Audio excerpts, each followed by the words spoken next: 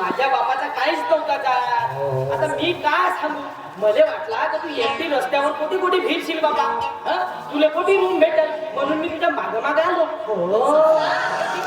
माझी असं मला या गावात राहते वैताग आलाय.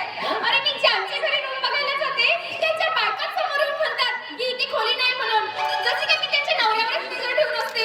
आता बघ ना, त्या कुंदन पोरकुटीच्या घरी सुद्धा मी गेली तर तो म्हणतो की मी फक्त लग्न झाल्या बाईंना रूम देईन, कुवाऱ्यांना मी अजिबात राहायला रूम देणार नाही. मग मी आता जाऊ तरी कुठं? अरे तर तुझ्यासाठी माझी परिस्थिती आहे ना. अरे मी कोणाच्या घरी रूम मागायला गेलो तर मग त्याचे नवरेच नाही म्हणतात. मग ते काय नाही, तू सोडायला तू भाग पडलास ना, आता मला तूच रूम पाहून दे. पाहून दे म्हणजे पाहून दे. ठीक आहे, पाय तू एखाद्याच्या घरी भेटत असेल तर. कोणी घर देता का रे घर? या हवालदाराला कोणी घर देता का रे?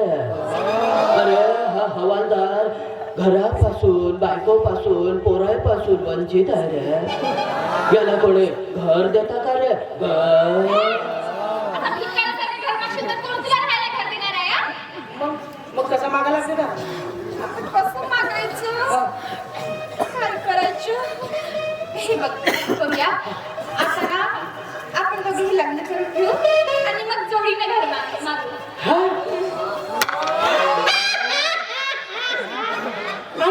तू माझ्याशी लगीन करशील? वा वा वा.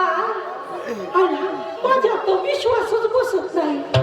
उमा, आपण एक काम करू, आपण आजच लग्न करू आणि हनीमूनला डायरेक्ट स्वर्गात जाऊ.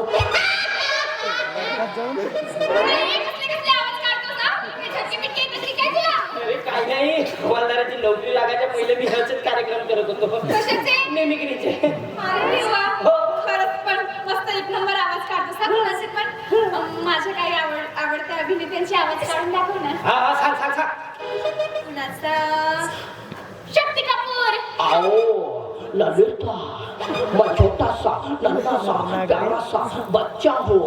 आओ हचक्या हचक्या हचक्या. अरे मेरे को किसी में गाँव वाले ने घर नहीं दिया ना, तो मैं मेरे राजा बाबू के घर में रहूंगा. उनके बहुत बहुत बड़ी खोली है, मैं उनके घर में रहूंगा. आओ यानी जिनके घर कवेलू के होते हैं वो दूसरों को रूम दिया नहीं करते. समझे बरखोरदार? घर घेऊन बसल्यास डोहाळे लागली की काय तुला घराची? अरे बाबा, आपण हे घरासाठी तर वन फिरून राहिलो का नाही? म्हणूनच तर म्हणतो, आता आपण लग्न केलं ना तर आपल्याला आता कोणीही रूम देईल. आणि नाही रूम दिली ना तर ज्या घरातून तुले काढला त्याच घरात जाऊन राहू. मग अरे बापरे, मग मस्त पोरं बार.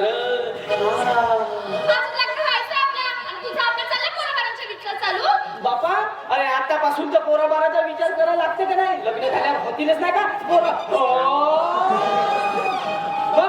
अरे या पोरासाठी माहित आहे का, मी असा ओढ लागली आहे मला पोराची तर मी माझ्या बाऊला घेऊ फिरतो. मग आता बाऊला घेऊन फिरतो. मग मी काय म्हणतो, आपला पोरगाही असाच होईल, मस्त सुंदर आहे ना. बाबा काय होते तर अशी केस राहिले तर त्याले है ना. मग एक काम करू, लग्न करू आणि आपल्या लग्नाचा